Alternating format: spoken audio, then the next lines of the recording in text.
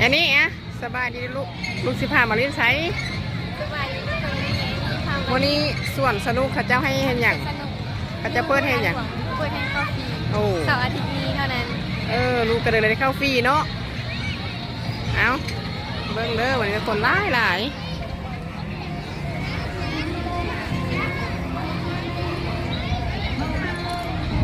คนมาหลายเบิร์ตลาดมีเอ้ย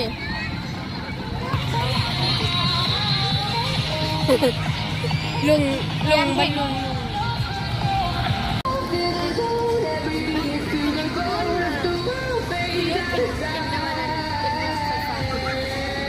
อันนี้มนต์ไฟฟ้าดีขึ้นรถป้าหาเรางาม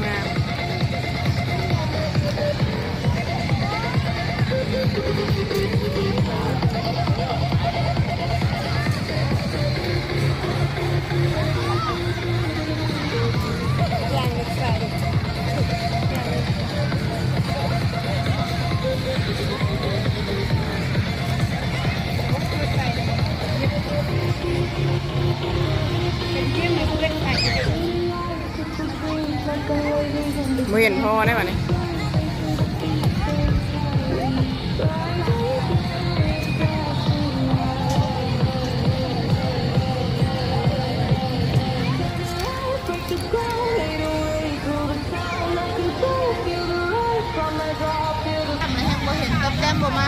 ขึ้นละวะ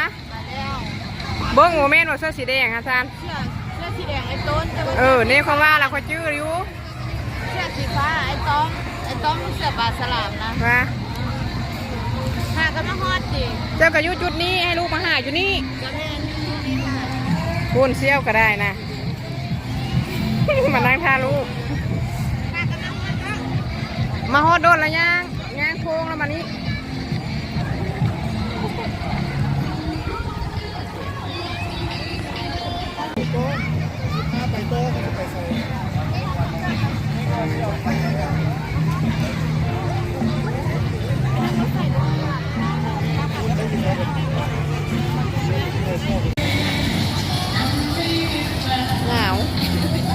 หนาวเอง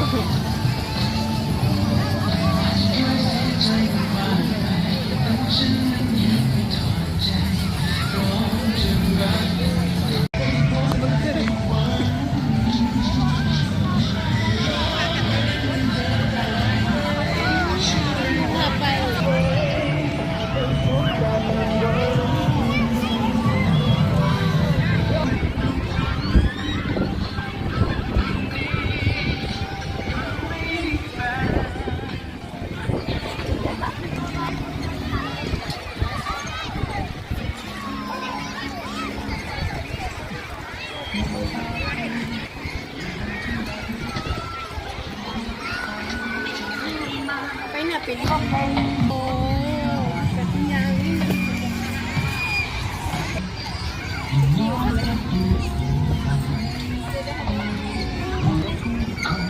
ต้องฟังคนงามเลยวันนี้อันนี้เป็นบอลคอนเสิร์ตเป็นปะทางงานกับสนุกเลยเนาะเลยน้องตาสวยอ่ะสวยกัน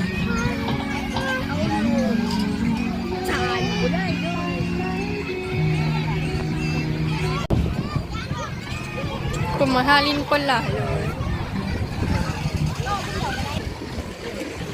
ก็จะมาถึง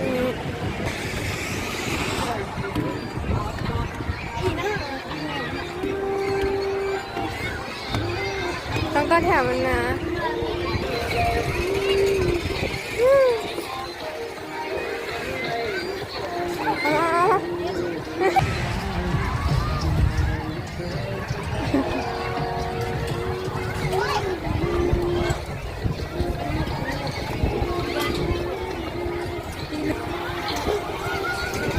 เอา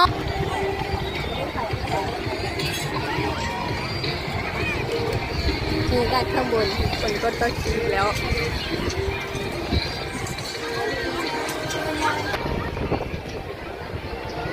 น่าสนใจ อุ้ยจ้าเอ้ยเมื่อกี้เกือบหลุด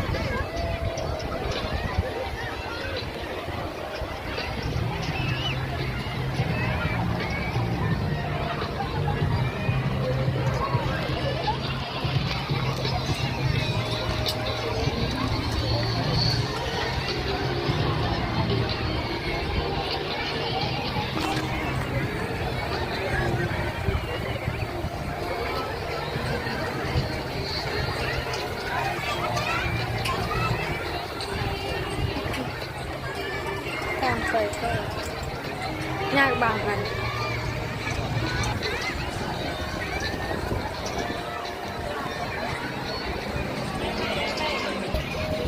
ไวๆขนาดนี้มันก็ยากมาเนาะนั่งมาเห็นไหมเดี๋ยวเขาจะปิดบ้านแล้ว ตามหาแม่ลินแล้วก็ตามหาแม่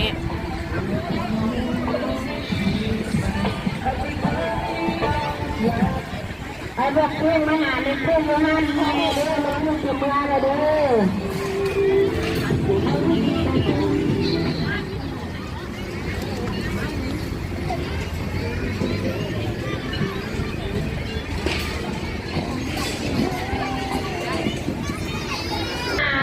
ไม่ใช่เลยเนี่ยแบบนึง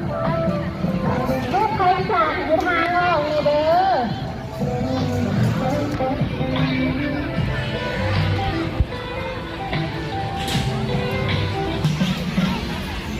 ชุ่มกุหลาบ